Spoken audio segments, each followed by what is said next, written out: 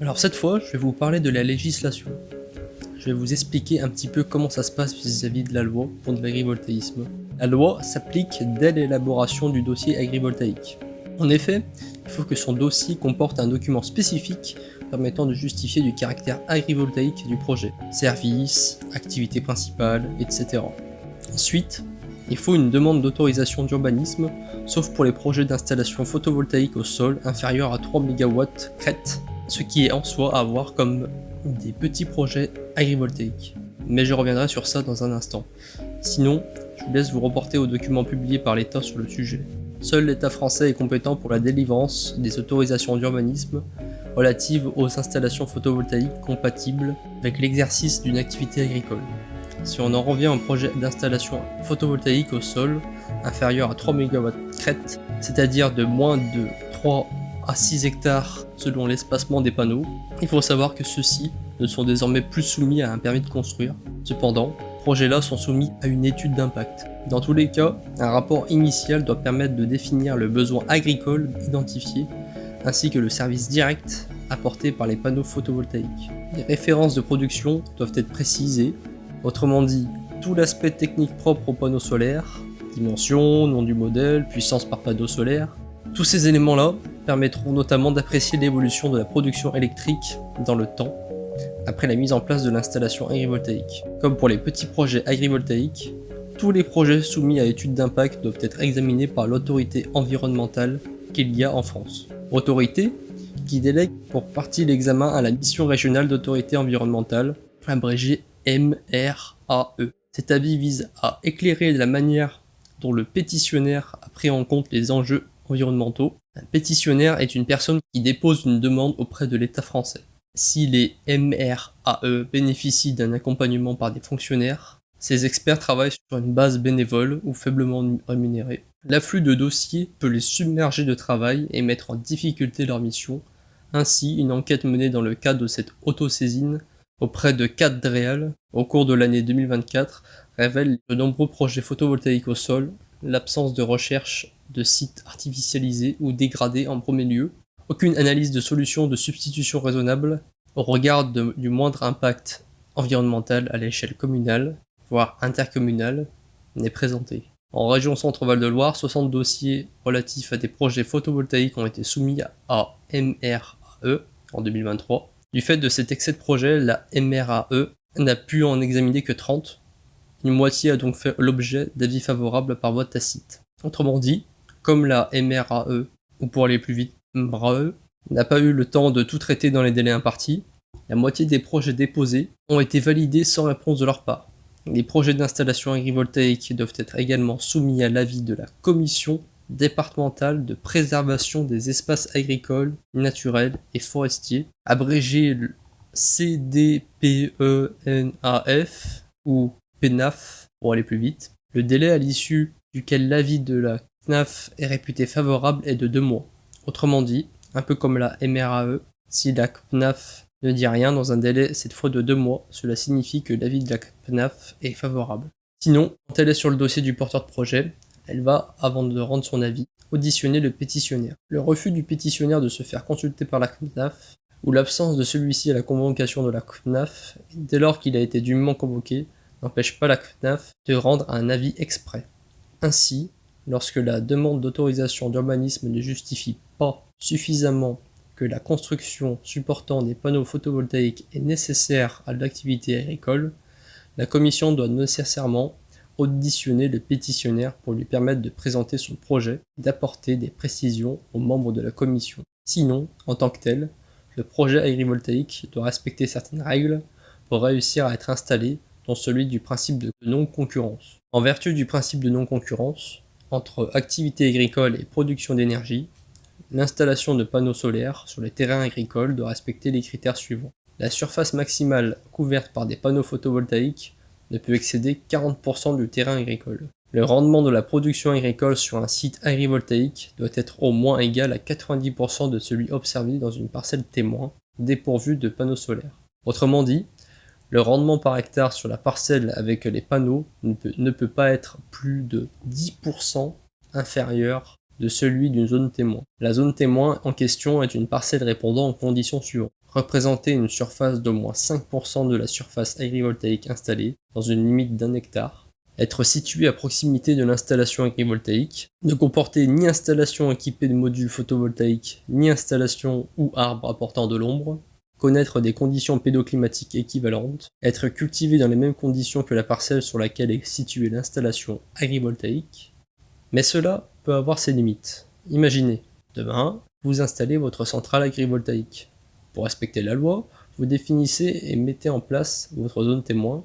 Vous voulez également ne pas montrer une baisse de rendement trop importante pour ne pas avoir de problème avec la loi. Eh bien c'est simple, vous mettez cette zone témoin dans une zone cultivée qui a un plus fort potentiel de rendement que la parcelle agrivoltaïque, et voilà.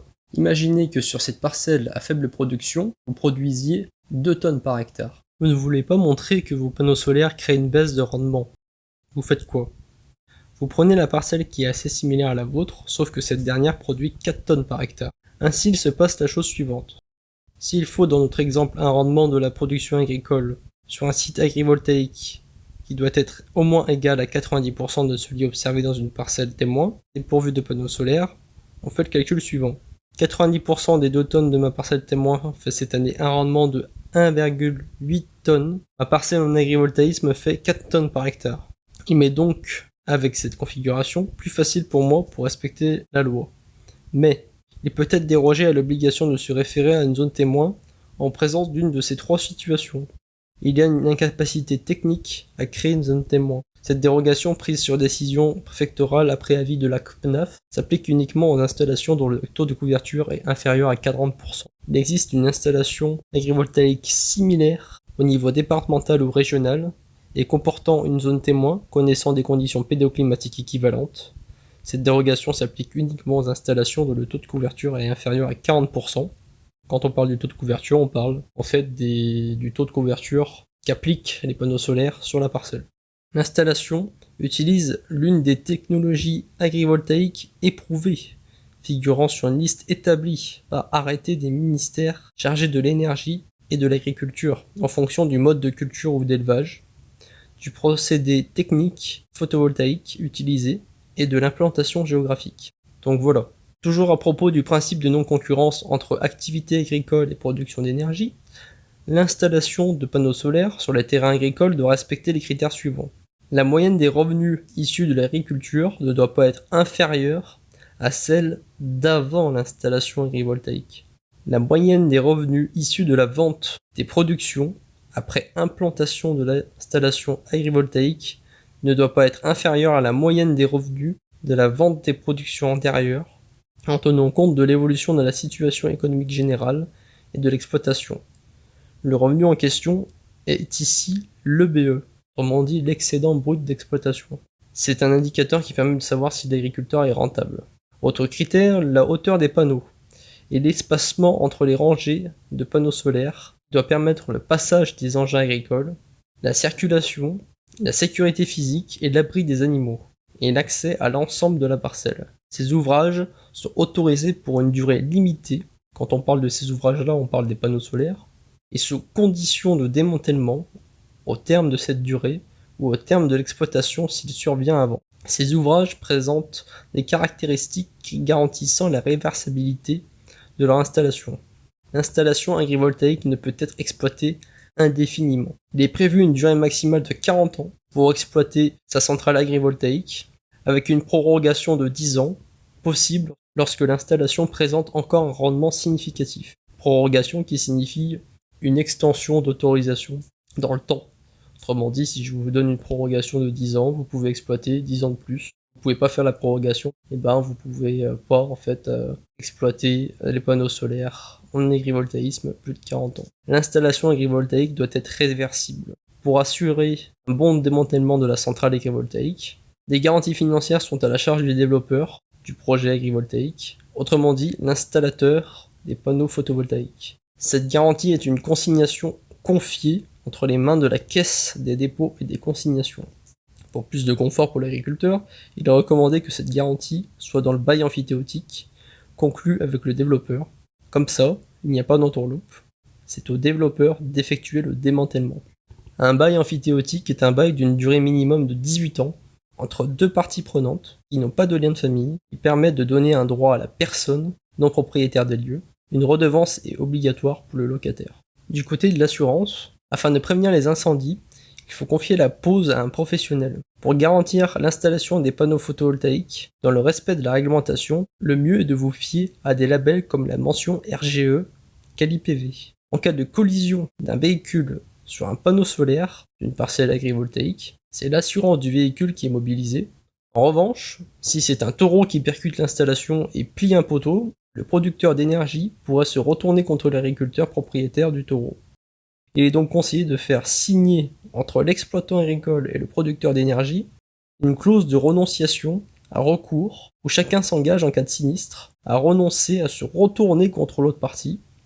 Elle permet d'éviter les mauvaises surprises en cas de sinistre, car elle marche dans les deux sens. L'incendie de la parcelle cultivée qui mettrait le feu à l'installation, le passage d'engins qui abîmerait les poteaux sur lesquels sont fixés les panneaux ou projetterait des cailloux sur ces derniers en seraient des illustrations. Pour éviter de devoir rembourser de sa poche, l'agriculteur est dans l'obligation d'être couvert par une assurance responsabilité civile professionnelle dans le cadre de l'installation agrivoltaïque.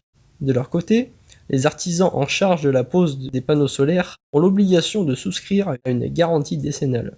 Celle-ci couvre les sinistres et les dommages liés aux panneaux solaires pendant 10 ans après la fin du chantier.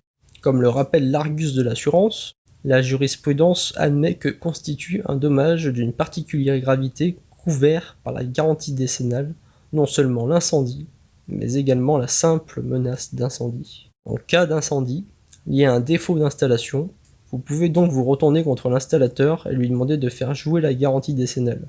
L'assurance de garantie décennale doit être inscrite sur le devis. L'installation a plus de 10 ans, il faudra prendre contact avec votre assureur dans les 5 jours suivant le sinistre. La plupart du temps, celui-ci enverra un expert pour évaluer les dommages. Les panneaux solaires en eux-mêmes ne sont la plupart du temps pas à l'origine de l'incendie. Cela peut également être un défaut de fabrication de panneaux solaires qui engendre l'incendie. Par exemple, en 2012, les boîtiers reliés aux panneaux solaires d'une certaine marque ont fait face à un défaut de fabrication ayant induit de nombreux incendies. Mais heureusement, d'après le site de l'Assemblée nationale, ces produits ne sont plus en vente en France actuellement. Pour les nouvelles installations, le risque lié à cette marque est donc écarté. Un défaut ou un vieillissement de l'installation électrique reliant les panneaux photovoltaïques, câbles fondus, court-circuit, etc. Une surtension due à la foudre qui entraîne une dégradation de l'installation électrique, un échauffement de la charpente, les panneaux solaires lorsqu'ils reçoivent de l'énergie montent en température. En production, ils peuvent monter et atteindre des températures comprises entre 50 et 80 degrés. Si l'installation n'a pas été correctement réalisée, cela peut chauffer le bois de la charpente et provoquer une inflammation. Les incendies photovoltaïques sont souvent dus à des défauts de pose ou un vieillissement de l'infrastructure. Pour éviter les accidents, il convient de faire très attention lors de l'installation et d'assurer une maintenance régulière. Lors de la 6e année d'exploitation de l'installation photovoltaïque, un rapport de contrôle de suivi doit être établi. Ce dernier atteste que les fonctions écologiques du sol, en particulier ses fonctions biologiques, hydriques et climatiques, ainsi que son potentiel agronomique ne sont pas durablement impactées, et que l'installation n'est pas incompatible avec l'exercice d'une activité agricole, pastorale ou forestière sur le terrain sur lequel il est implanté. Mais retenez que les contrôles imposés par la loi cherchent à surveiller si la parcelle agricole, qui a un projet agrivoltaïque, n'a pas ses rendements qui chutent. La réalisation des contrôles dont je vous ai évoqué est effectuée par un organisme scientifique, un institut technique agricole, ou une chambre d'agriculture, ou un expert foncier et agricole mentionné à l'article L 171-1 du Code rural et de la pêche maritime. Puis, l'exploitant de l'installation transmet ce rapport de contrôle à l'autorité compétente en matière d'autorisation. Que tout cela soit contrôlé et que la centrale solaire a fini d'être exploitée, vient les opérations de démantèlement. Les opérations de démantèlement et de remise en état d'un site agrivoltaïque après exploitation comprennent le démantèlement des installations de production, y compris l'excavation de toutes les fondations et installations enterrées, la remise en état des terrains, en garantissant notamment le maintien de leur vocation initiale, la réutilisation, le recyclage, la valorisation, ou à défaut l'élimination des déchets de démolition ou de démantèlement dans les filières dûment autorisées à cet effet. Ces opérations doivent être réalisées dans un délai d'1 an à compter de la fin de l'exploitation de l'installation énergétique ou de la date d'échéance de son autorisation. Sur avis de la CNAF, ce délai peut être étendu jusqu'à 3 ans en cas de difficultés matérielles tenant à la topographie du terrain. À l'issue de ces opérations, l'organisme responsable des contrôles atteste de la bonne fin et du maintien des qualités agronomiques des sols. Alors on pourrait croire jusqu'ici que c'est bon, on a tout vu de la loi, mais non, il faut aussi compter sur ce que l'État appelle le droit de visite. Le préfet, l'autorité compétente pour la délivrance des autorisations d'urbanisme, ou leurs délégués, ainsi que les fonctionnaires et les agents commissionnés peuvent exercer un droit de visite afin de vérifier que les conditions de délivrance des autorisations d'urbanisme sont respectées, à savoir l'existence d'une activité agricole ou pastorale ou forestière significative. Ce droit de visite s'exerce jusqu'à 6 ans après l'achèvement des travaux. En l'absence de mise en conformité ou de transmission des rapports, comme le rapport de suivi de l'installation agrivoltaïque par exemple, l'État peut procéder à des sanctions, amendes, retrait partiel ou total de l'autorisation d'exploiter au sens du Code de l'énergie. Dans l'hypothèse d'un retrait définitif de l'autorisation d'exploiter, le bénéficiaire doit procéder au démantèlement de l'installation. En cas de manquement à cette obligation, l'autorité compétente peut mettre en demeure de démanteler toute l'installation solaire dans un délai qu'elle prend soin de déterminer. Si à l'expiration du délai imparti, il n'a pas été procédé au démantèlement, l'autorité compétente procède d'office aux travaux, met en œuvre les garanties financières et fait supporter au propriétaire de l'installation agrivoltaïque le coût du dépassement éventuel par ces travaux du montant de ces garanties financières. Voilà pour cette partie, j'espère que ça vous aura plu et intéressé.